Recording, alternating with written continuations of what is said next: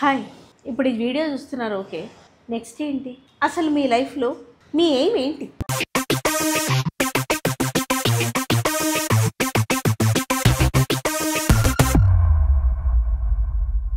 అని ఇప్పుడు ఒక 30-35 ఈ క్రమంలో ఉన్న ఆడవాళ్ళని బేసిక్గా, లేదా ఇప్పటికే పెళ్ళిళ్ళు అయిపోయి పిల్లలు కొంచెం పెద్దగా అయ్యి సెటిల్ అయిపోయిన లేడీస్ని, లేదా పిల్లలు సెటిల్ అవుతున్న లేడీస్ని, ఓ 7-8 ఏళ్ళ పిల్లలు ఉండి నానా అల్లరి చేస్తూ లైఫ్ ఎట్లా మేనేజ్ చేయాలో తెలియక, ఎందుకు పుట్టామో, తమ వల్ల వాళ్ళు ఎందుకు పుట్టారో అర్థం కాక, ఒక అగమ్య గోచర ఫేస్కే ఒక క్వశ్చన్ మార్క్ ఉంటే, లేదా క్వశ్చన్ మార్క్కే ఒక ఫేస్ ఉంటే, అట్లా తిరుగుతున్న ఉమెన్ని వాట్ ఈజ్ యువర్ ఎయిమ్ అని అడిగితే చెంపలు 2 ఇష్టం వచ్చినట్టు వాయించాలన్నంత ఇరిటేషన్ వస్తుంది.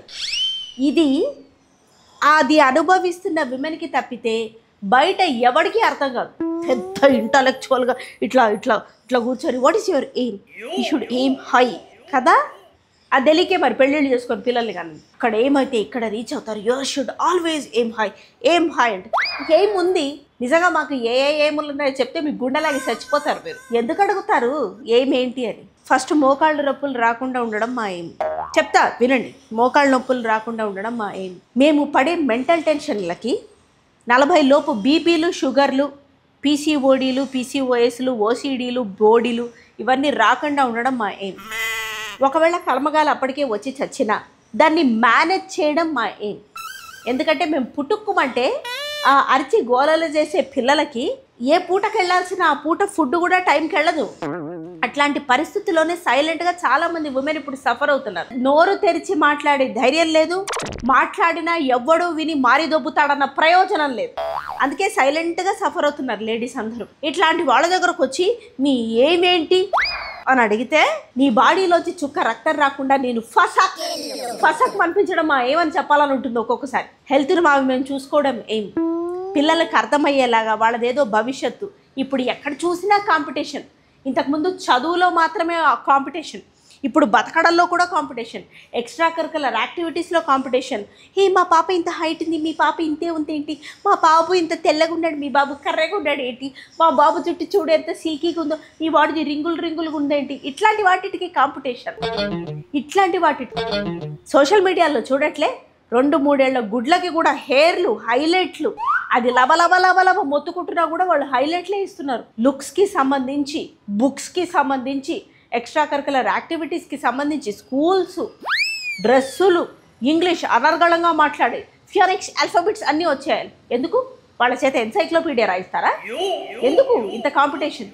ఇట్లాంటి కాంపిటీషన్ల మధ్య మనం ఇట్స్ ఓకే, ఇదంతా నథింగ్. నేను నార్మల్ స్కూల్లో జాయిన్ చేసేవాడిని. అసలు అట్లా బతకగలమా? లేదు. ఇష్టమున్నా కష్టమున్నా మనం చచ్చినట్టు ఈ కాంపిటీషన్లో మనం కూడా ఇరుక్కోవాల్సిందే, లేదా అన్నీ వదిలేసుకొని బతకాలి. మధ్యగా బతకడం అనేది ఎంత కష్టం. అట్లాంటప్పుడు సర్వైవలే పెద్ద ఏము. చేతనైతే హస్బెండ్ ఇంత సంపాదిస్తుంటే వైఫ్ కూడా సంపాదించగలగడం, సర్వైవ్ అవ్వగలడం, ఎవరి మీల్స్ వాళ్ళు కుక్ చేసుకోవడం, ఎక్కువగా బయట ఆధారపడకుండా ఎవరి ఇల్లు వాళ్ళు శుభ్రం చేసుకోవడం, ఎవరి ఒళ్ళు వాళ్ళు పట్టించుకోవడం. Survival is the biggest aim. మరి ఇంత ఎయిములు, యాంబిషన్లు ఉన్న వాళ్ళు ప్రకృతి వైపరీత్యాలు ఎందుకు ఆపలేరు? ఇట్లా ప్రకృతి వైపరీత్యాలు వచ్చినప్పుడు, అన్ఫోర్సిన్ సంఘటనలు జరిగినప్పుడు ఎన్నో ప్రాణాలు పోయి ఉంటాయి కదా. వాళ్ళకి లేవా అండి ఎయిమ్స్? ఉంటాయా? లేవా? ఉంటాయి కదా. మరి అట్లా జరిగిపోయింది ట్రాజిక్గా. ఎవడు కలగంటాడు అట్లాగా? ఇట్లాంటివి చూసినప్పుడు రేపు పొద్దున మనకి మాత్రం ఇట్లా జరగదా? ముందు ఫస్ట్ బతుకుదాం, అదే పెద్ద ఎయిమ్. ఆ తర్వాత బోడి బొక్కలో ఎయిమ్స్ అండ్ అంబిషన్స్ అని అనిపించదా ఎవరికైనా? ప్రొఫెషనల్గా ఒక ఉమెన్ ఎదగాలంటే ఫస్ట్ పీస్ ఆఫ్ మైండ్ ఉండాలి. మగాళ్ళకేముంది? స్నానం చేసినా చేయకపోయినా ఎవడు బోడి పట్టించుకోడు. వాడికి బొట్ట, కాటికనా, గాజులా, హెయిర్ డూలా, ఇంకేమన్నా. ఎస్, వాళ్ళు కూడా మెయింటైన్ చేస్తున్నారు. బట్ వాళ్ళని వాళ్ళు చూసుకుంటే చాలు. ఇప్పుడు చాలా మటుకు బయట తిన్నా కూడా అయ్యో పాపం వంట చేత కాదు బయట తిన్నారు అని అంటారు. అదే ఆడపిల్ల రోజు బయట తింటుంది. బద్ధకం దీనికి. ఆడదానికి ఉండాల్సిన లక్షణాలు ఒకటి కూడా లేవు. ఆయన కాడికి ఆ ప్యాంటు షర్ట్ వేసుకొని లిప్స్టిక్లు పూసుకొని బయటకు తిరగడం చేతనవుతుంది. ఇంట్లో పొయ్యి వెలిగించడం కాదు. ఛీ, ఇదేం ఆడ జన్మ అని అంటారు.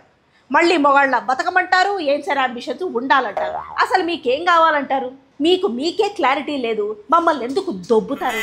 మా బతుకుల్ని ఎందుకు బతకనివ్వరు? ఇన్లాస్ ఉన్న ఇల్లు ఉంటుంది, పేరెంట్స్ ఆ అమ్మాయి మీద ఆధారపడ్డ ఇల్లు ఉంటుంది. అట్లాంటప్పుడు వాళ్ళ సర్వైవలే ఏమో. వాళ్ళ మెంటల్స్ వల్ల మాకు మెంటల్ ఎక్కకుండా మేము బతకగలగడమే పెద్ద ఎయిమ్.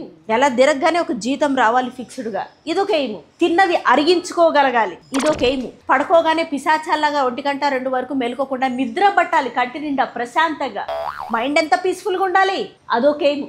పిల్లలకి ఎటువంటి స్పెక్ట్రమ్స్ లేకుండా హెల్దీగా పిల్లలు పెరగాలి, అదొక ఎయిమ్. వాళ్ళ చేత వీలైనంత వరకు టీవీ టైం చూడకుండా తగ్గించాలి, ఇది అసలు బిగ్గెస్ట్ ఎయిమ్. కుదురు లేని పిల్లల్ని కూర్చోపెట్టాలి ఒక అరగంట, చదువు యాక్టివిటీ అనో, అదెంత పెద్ద ఎయిము. ఉప్పులు కారాలు తక్కువ వేసి హెల్దీగా ఉండాలి, హెల్దీగా. ఒకడు వచ్చి అవిసె గింజలు మంచి పట్టాడు, ఇంకొకటి వచ్చి రాగులు మంచి పట్టాడు. మీదేం పోయిందిరా, సోషల్ మీడియాలో చెప్పేసి వెళ్ళిపోతూ ఉంటారు, అది విని ఇంట్లో వాళ్ళు అన్నీ పాటిస్తున్నారే, మమ్మల్ని చేయమంటున్నారే, మరి మా కర్మకి ఎవడు బాధ్యులు? ఇన్ని చేసినా వచ్చే రోగాలు వస్తూనే ఉన్నాయి. వీళ్ళు నార్మల్ ఫుడ్ తింటారు, మళ్ళీ ఇవి కావాలంటారు. వీటికి చేసి చేసి చేసి చేసి మిగిలిన కొద్దో గొప్ప సమయం ఏదైనా ఉంటే మా సెల్ఫ్ గ్రూమింగ్కి హెల్త్కి మేము పెట్టుకోవాలి, అదో పెద్ద ఎయిమ్. యూ డోంట్ హ్యావ్ హెయిమ్, నువ్వు అసలు ఒళ్ళు తగ్గట్లేదు, కమాన్ వాకింగ్ చేయి. ఎందుక చంపేస్తా నోరు కుట్టేసి, చెత్తబాగుడు వాగితే. ఇంత చేసుకున్న తర్వాత ఓపికలు ఉండవు. నాకు ఉంటుంది హెల్త్లు మెయింటైన్ చేయాలి, వాకింగ్ చేయాలని, అందరికీ కుదరకపోవచ్చయ్యా. ఛీ ఇలా కాదు అని వదిలేస్తేనేమో మొగుడిని వదిలేసింది, బాధ్యతల్నిచ్చి తప్పించుకుందని మీరే గంట ప్రోగ్రాములు చేసి రిపీట్ మోడ్లో చూపిస్తూ ఉంటారు. ఇలా కాదని బ్రూటల్గా బిహేవ్ చేసే లేడీస్, దిక్కుమాల కేడీస్ కూడా ఉన్నారు, వాళ్ళ గురించి నెక్స్ట్ ఎపిసోడ్లో చెప్తా. బట్ దెన్ ఒక ఎయిమ్ లేకపోవడం పాపమేం కాదు. చాలామంది ఉమెన్కి సర్వైవల్, ప్రతిరోజు ఊపిరి పీల్చుకోవటం, ప్రతిరోజు బతకడం, తమ చుట్టూ ఉన్న వాళ్ళని ఎవరిని నొప్పించకుండా అందరికీ కావాల్సింది సమకూరుస్తూ, గొడవలు కొట్లాటలు టాప్ లేచిపోయేలాగా అరుపులు లేకుండా వీలైనంత ప్రశాంతంగా మాట్లాడుకుంటూ, ఇంట బయట చక్క పెట్టుకుంటూ, తమ మానాన్ని ప్రాణాన్ని కాపాడుకుంటూ, తమ గురించి మ్యాక్సిమం ఎవరు నెగిటివ్గా అనకుండా ఉండేలాగా తమ ప్రవర్తనని మార్చుకుంటూ, ఎప్పటికప్పుడు ఎంత టెంప్టేషన్స్ అఘోరించినా ఆ టెంప్టేషన్స్లో పడకుండా మా బుర్రల్ని మేము సరిచేసుకుంటూ, ఇంట్లో ఏమాత్రం లవ్ ఎఫెక్షన్ దొరక్కపోయినా ఎప్పుడూ డబ్బులే కావాలన్నా ఇది కూడా వన్ కైండ్ ఆఫ్ లవ్ అని మమ్మల్ని మేము మోసం చేసుకుంటూ, పిల్లలు రేపు ఎదిగినా చూడరు అని తెలిసినా వాళ్ళ ఎదుగుదలకి అనుక్షణం దోహదపడుతూ, ప్రోటీన్ పౌడర్లు ఇచ్చి వాళ్ళని ఇంకా పెరుగు పెరుగు పెరుగు అని పెంచుతూ, ఇంత మెంటల్ పిల్లలకు కూడా జెంటిల్ పేరెంటింగ్ చేస్తూ, ఇంతకన్నా ఎయిమ్స్ అండ్ అంబిషన్స్ ఎవరికి ఉంటాయండి? రియలైజ్ అయిపోయే లోపే 45-50 అయిపోతాయి. ఆ తర్వాత ఉండాలనిపిస్తుందా, బతికి ఉండాలనిపిస్తుందా? అప్పుడు కావాలంటే ఏదైనా ఏముండి దానికోసం ఏదైనా పాటుపడి కష్టపడి పైకొచ్చి, అది వేరే సినారీ. నేను ఒకటి చెప్తా మై డియర్ లేడీస్, ఎవరైనా వచ్చి మీరు ఇంత మీ లైఫ్ని వేస్ట్ చేస్తున్నారు, మీరు చాలా టాలెంటెడ్, మల్టీ టాలెంటెడ్, కానీ మీకు ఎలా బతకాలో తెలియట్లేదు అన్నప్పుడు మూతి మూసుకొని అక్కడి నుంచి దొబ్బేమని చెప్పండి. ఫస్ట్ అసలు ఇలాంటి వాటిని ఇన్ఫ్లుయెన్స్ అవ్వద్దు. సోషల్ మీడియాలో పని లేక పెట్టే 30 సెకండ్ల రీల్స్ చూసి మీ జీవితాన్ని మీరు అంచనా అసలు వేసుకోవద్దు. ఎవడు ఏ సూపులో పడి కొట్టుకుంటున్నారో ఈదుతున్నారో ఎవరికి తెలియదు. సో మన లైఫ్ని ఒక 30 నిమిషాలు 3 వారాలు 30 వారాలు లేదా 30 నెలల్లో చూసిన వాళ్ళు 30 ఏళ్ళు పైబడిన మన జీవితాన్ని జడ్జి చేయలేరు. మనతో ఉండి మనలా ఉండి చూడమని చెప్పండి వాళ్ళని. బతుకుతారా, ఊపిరాడికి చచ్చిపోతారా? బతికి బట్టగడితే వెళ్ళని ఫైన్. అమ్మో ఊపిరి ఆగిపోతుంది అనిపిస్తే చెప్పండి, చూసారా మేము అంత చక్కగా భరిస్తున్నాం, మరి ఇవన్నీ ఇంతకన్నా ఇంకా ఏమేమి ఉంటుంది, అంబిషన్ ఏముంటుంది? ఏం సాయి అని లెక్చర్స్ ఇచ్చేవాళ్ళని ఒకరోజు కూర్చోబెట్టి చెప్పండి, సరే నువ్వు ఏం రీచ్ అవుతావు?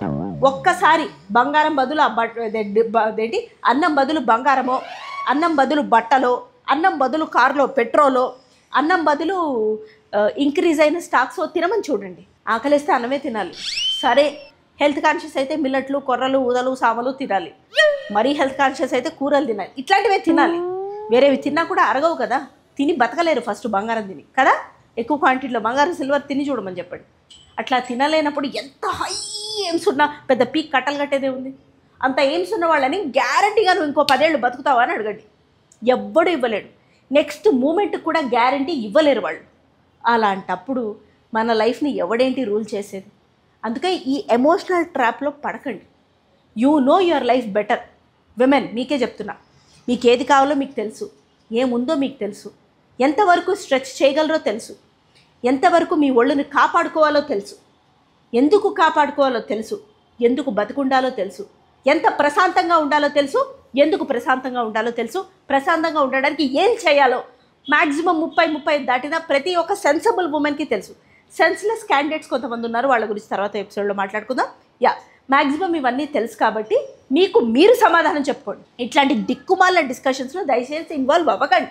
ఏమంటే ఇంకోసారి అడుగు వాట్ ఈజ్ యువర్ ఏమని ముక్కు పగలగొడతా.